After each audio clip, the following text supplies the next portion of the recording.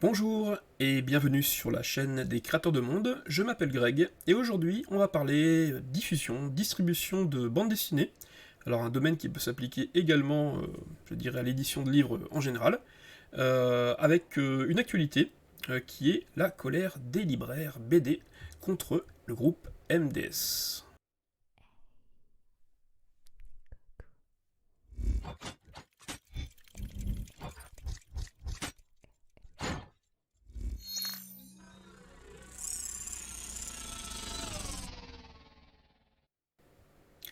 Alors, MDS, Kezako.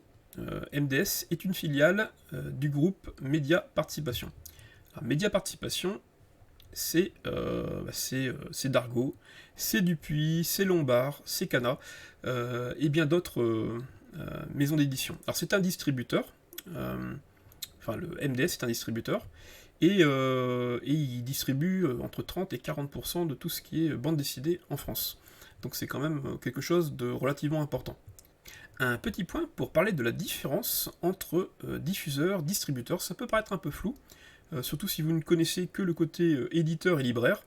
Alors comment ça se passe exactement Si par exemple vous êtes dessinateur de BD, vous allez proposer, ou alors on vous aura commandé une BD directement c'est l'éditeur qui s'en occupe. L'éditeur, lui, il assure, je dirais, la production de la bande dessinée, hein. C'est lui qui fait les relations avec l'imprimeur, c'est lui qui va faire la communication, il va être aussi force de proposition sur la bande dessinée, il peut intervenir à différents niveaux. Bref, c'est celui, on va dire, qui conçoit la bande dessinée avec les scénaristes, dessinateurs, etc. Ensuite, à l'autre bout de la chaîne, on a le libraire. Le libraire qui va donc vendre la BD, qui va nous permettre de l'acheter. Et entre deux, en fait, il y a tout un métier, c'est celui de la diffusion de livres. Alors, diffusion de livres, c'est quoi? C'est la présentation des nouveautés aux détaillants. Les détaillants, ce sont les libraires, par exemple, et l'enregistrement des commandes, le fait de faire de la promotion, le fait d'avoir des, des commerciaux qui vont se déplacer chez les libraires pour proposer les différentes nouvelles BD, voilà, et qui vont aussi permettre de positionner de la PLV, la publicité sur le lieu de vente, c'est-à-dire par exemple quand vous avez je sais pas moi, une grande pancarte, une grande affiche, ou ce genre de choses chez le libraire, eh bien c'est le diffuseur en général qui a amené les éléments. Ensuite, vous avez le distributeur. Le distributeur, principalement, c'est celui qui fait le stockage dans un entrepôt des différents livres, des différentes BD, et qui va aller les distribuer, les transporter jusqu'au libraire. Donc lui, il va prendre, alors c'est pas lui exactement qui enregistre les commandes, mais lui, il prépare les commandes, il s'occupe de l'expédition, et puis il va aussi assurer tout ce qui va être trafic d'argent, c'est-à-dire quand il y a des retours de BD qui ont été invendus, eh bien il s'occupe du remboursement, et il va aussi s'occuper des encaissements. Bref, donc ça c'est un peu la différence entre ces deux métiers-là, qu'il ne faut pas confondre, mais il faut savoir que il y a des éditeurs, des gros éditeurs, qui ont en leur sein ces activités, c'est-à-dire qu'ils s'occupent de la diffusion, ils s'occupent aussi de la distribution. Vous voyez, ce sont des métiers séparés, mais bon, on peut faire les deux. Alors là, de quoi il s'agit? Il s'agit de MDS, pardon, MDS Distribution. Donc eux, en fait, hein, ils s'occupent de la partie logistique, c'est-à-dire c'est eux qui stockent et c'est eux qui réalisent les expéditions. Ils sont donc actifs dans la bande dessinée, le manga, littérature, mais pas que ça. Par exemple, je crois qu'il y a un truc au niveau des plantes, je sais plus comment ça s'appelle, Rustica, je crois. Voilà, Rustica qui est aussi distribué par MDS. Alors qu'est-ce qui se passe en fait avec eux en ce moment? Alors il y a une polémique. Cette polémique, qu'est-ce qui se passe? Donc vous savez qu'il y a eu des problèmes d'approvisionnement en papier qui a fait que on a eu des difficultés, je dirais, pour des impressions, des réimpressions de livres. Bon, en général, quand ça se passe bien, quand je dirais c'est la première impression d'un livre, voilà, on essaye de caler par rapport à l'ouverture, c'est-à-dire par rapport au lancement du produit. Ce qui est un peu plus compliqué, c'est quand on arrive en bout de stock, il faut réapprovisionner. Bref, le côté papier, le côté Covid a pas forcément aidé. Mais il semblerait que pour MDS, il y a aussi un autre facteur, c'est que ils engrangent de plus en plus de commandes, ils ont de plus en plus de maisons d'édition, donc un catalogue plus important. Bref, depuis quelques années, ils ont une augmentation des, de toute la logistique, c'est-à-dire qu'ils doivent stocker davantage, ils doivent aussi effectuer tous les transports jusqu'aux libraires, et ça pose de plus en plus de soucis. Ce qui fait en fait qu'on a des multiples retards qui ont été accumulés avec le temps, et l'approche des fêtes, surtout les fêtes de Noël, ça n'aide pas du tout. Donc là on lit que ce 25 novembre, une réunion avec Médiadiffusion, donc MDS et le SLF. Le SLF, c'est le syndicat de la librairie française.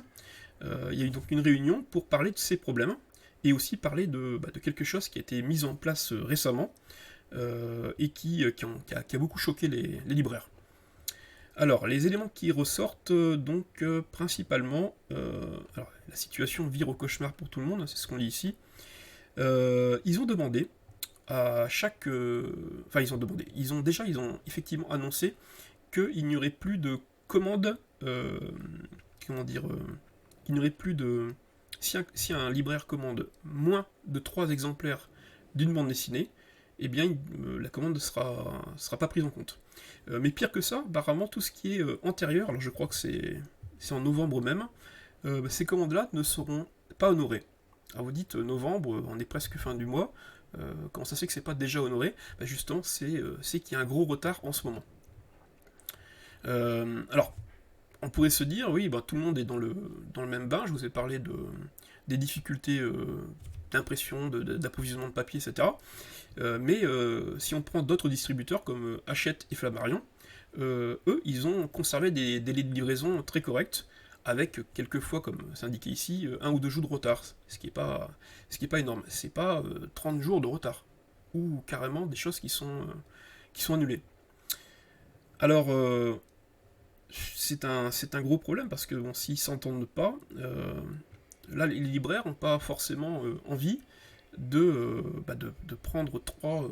ils ont un client qui arrive, qui a besoin d'une bande dessinée, ils n'ont pas forcément envie d'acheter par 3. D'un côté, on pourrait se dire, à l'approche des fêtes de Noël, il fallait aussi prévoir, il fallait faire des stocks, etc. Mais c'est pas évident, parce qu'il faut pouvoir sortir de la trésorerie. On sait pas forcément exactement quels sont les... Avec toutes les sorties des BD, on sait pas qu'est-ce qui va vraiment plaire aux gens. Donc, voilà, c'est pas évident de constituer un stock.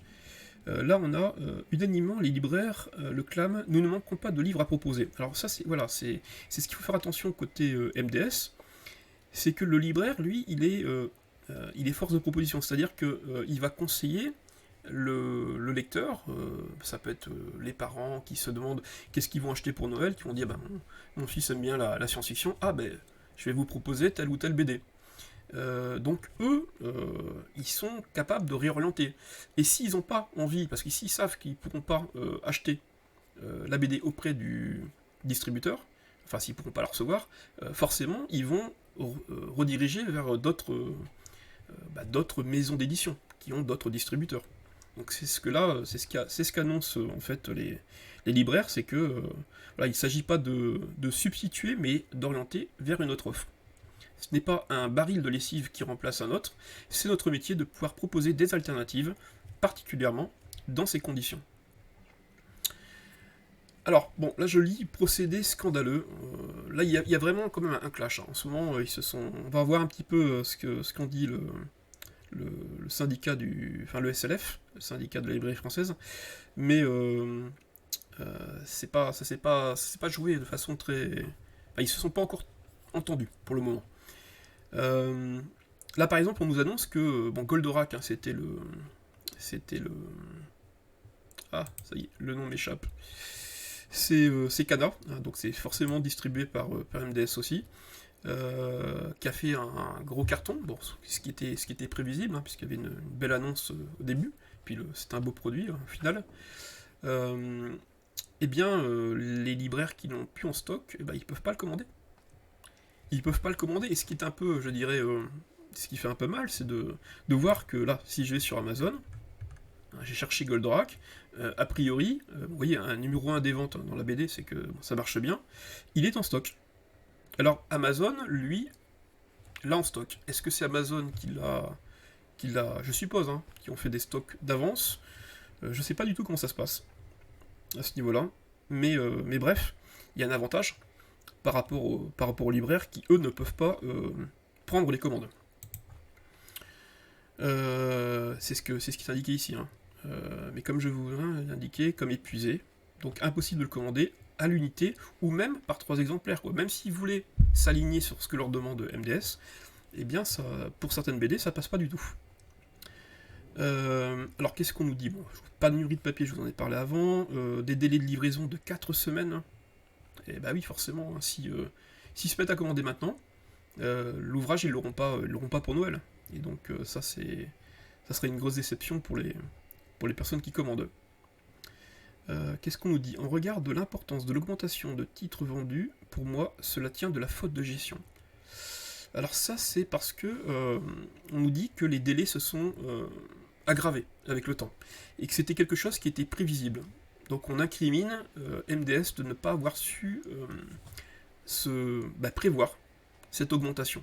C'est-à-dire qu'il y a bien des problèmes conjoncturels d'un côté, mais il y a aussi peut-être des choses au niveau de la gestion même qui n'a pas réussi à prévoir en fait et à mettre en place plutôt des moyens pour améliorer ça. Alors c'est quoi? C'est peut-être, je sais pas moi, des entrepôts qui sont insuffisants, c'est peut-être une trésorerie insuffisante pour la précommande, j'ai pas d'idée du tout sur ce qui est à l'origine de ça.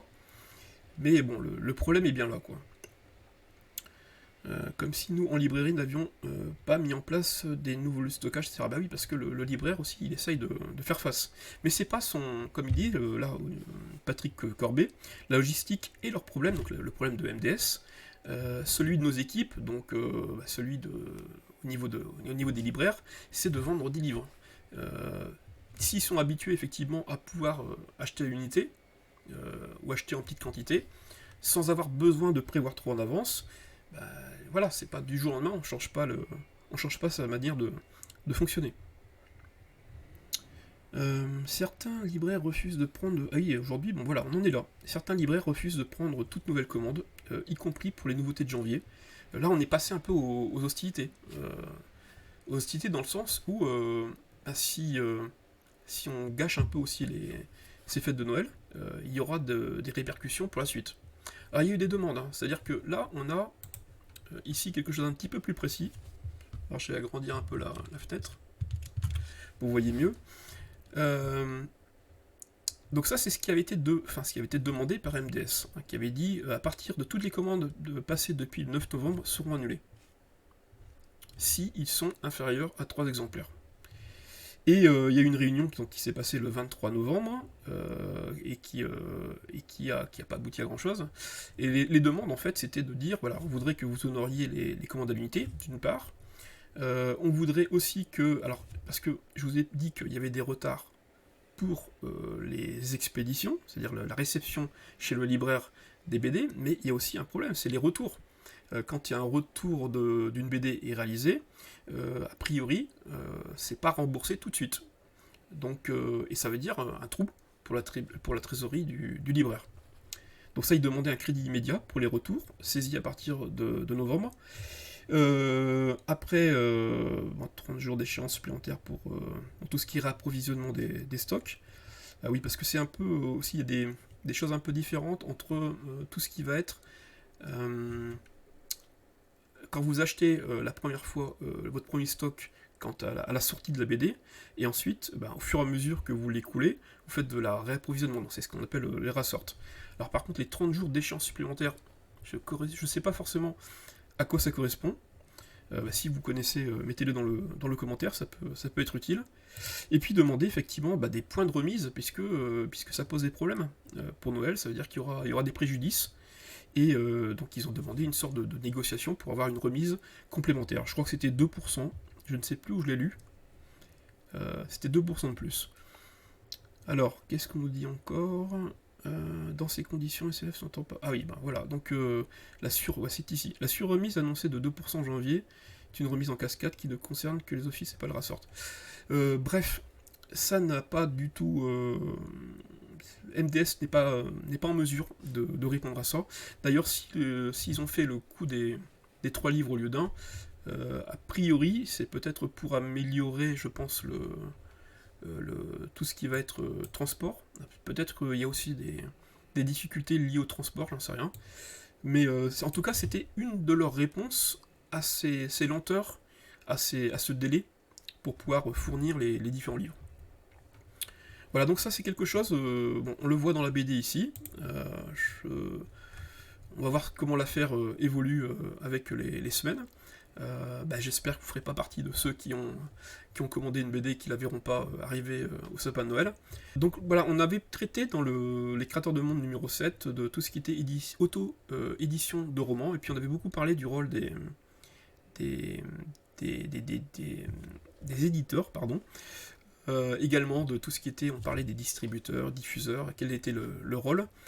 Donc voilà, je pense que cette vidéo peut vous apporter des éléments complémentaires, puisque ce qu'on a vu pour la BD, c'est pas que pour la BD, c'est pour tout type, je dirais, de livres. Voilà, écoutez, je vous dis à très bientôt, et puis n'hésitez pas à partager, à liker, n'oubliez pas, si vous avez aimé, ça peut aider à améliorer le référencement, et je vous laisse avec le petit jingle de fin. Bye bye.